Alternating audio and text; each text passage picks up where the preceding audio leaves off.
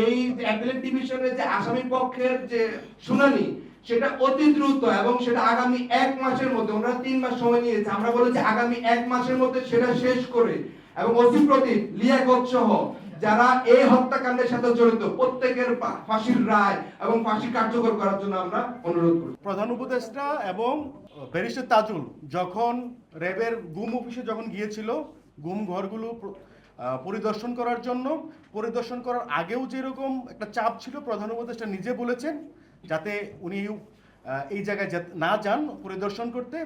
Even পরিদর্শনের দিনেও কিন্তু বোম পেতে রাখা হয়েছিল, টাইম বোম।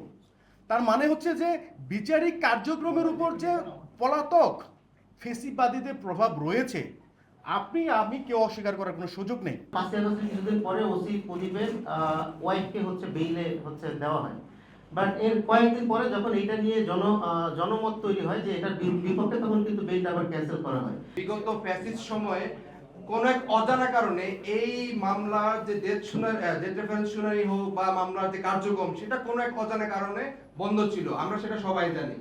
এবং পরবর্তী সময়ে জুলাই বিপ্লবের পরবর্তী সময়টাতেও কোন এক অজানা কারণে সেটা বন্ধ থেকে যায়। বান্ডেল থাকলে প্রতি সেনমানিতে টাকা বাঁচবে।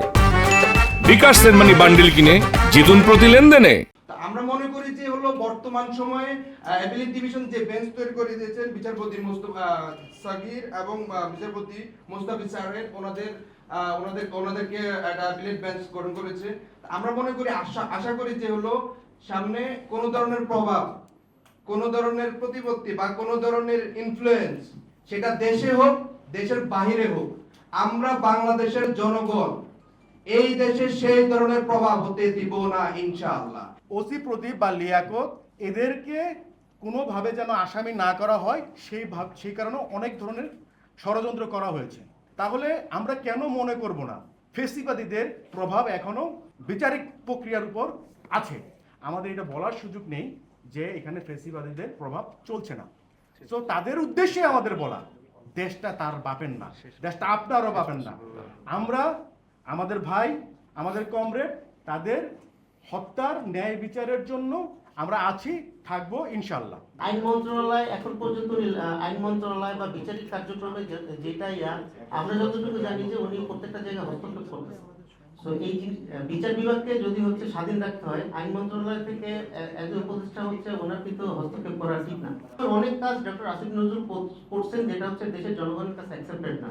তো আমি ওনাকে আহ্বান করতেছি যে দেশের জনগণের পাস বুঝে যাতে উনি কাজ করে, উনি যাতে আর পতিত ফ্যাসিস্ট যারা ছিল তাদের মতো কাজ না করে।